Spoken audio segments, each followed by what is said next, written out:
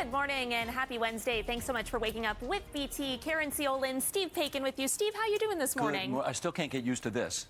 This is, this is pretty cool. It's a bit like seeing your name in lights on Broadway, and I'm not a Broadway guy, so It's anyway. even better because it's BT.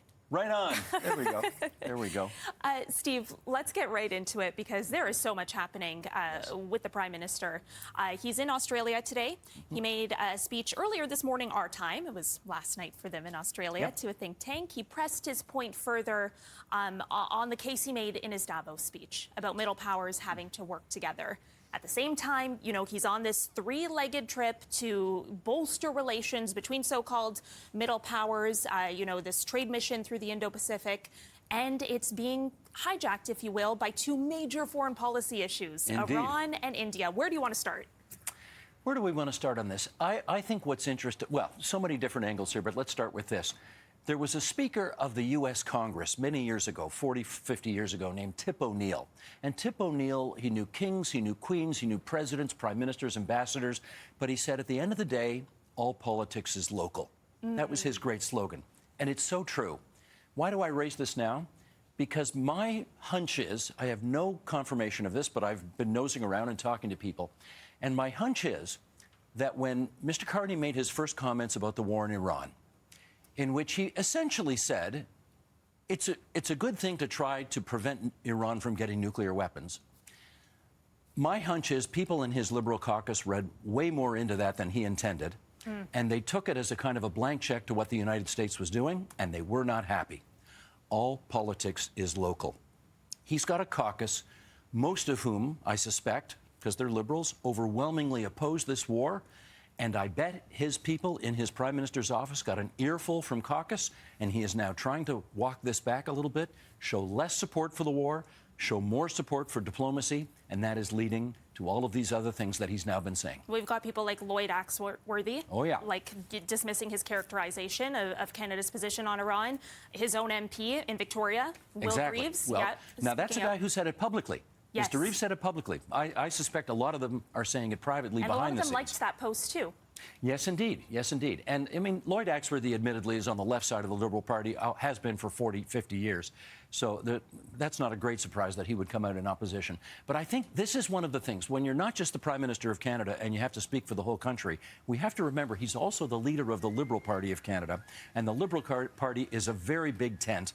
And there are a lot of disparate views in that party. And a lot of the views on this war are not pleased. Let's delve into some of Carney's comments yesterday, his first publicly on the war in Iran. Yes. We had been waiting to hear from the Prime Minister. I know reporters were pushing him on that trip to hold a press conference. Which he did not have. He did end up taking questions yesterday from reporters, in which he said, to your point, Canada supports the impetus behind why this war was launched to, avoid Iran from obtaining a nuclear weapon. But then he also conceded that he took that position with regret.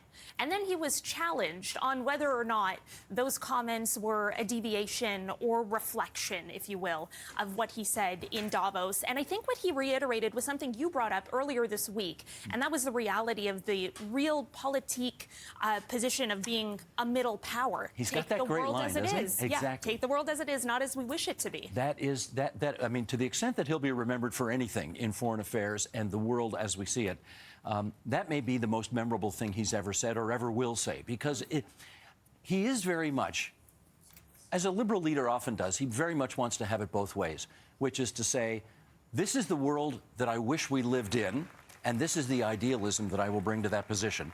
But the reality is we don't live in that world.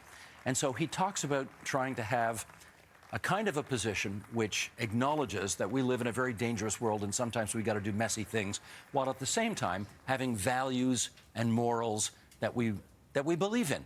So what did I say yesterday? Have your cake and eat it too? I think that's where we're at. Yeah, he's certainly straddling both sides Indeed. here. But, I mean, Canada has a really tight diplomatic tightrope to walk. I mean, when you have the German Chancellor sitting in the White House, as he was yesterday, saying he supports the U.S. plan. You have the UK, for instance, saying, yes, the U.S. can use British bases to launch strikes.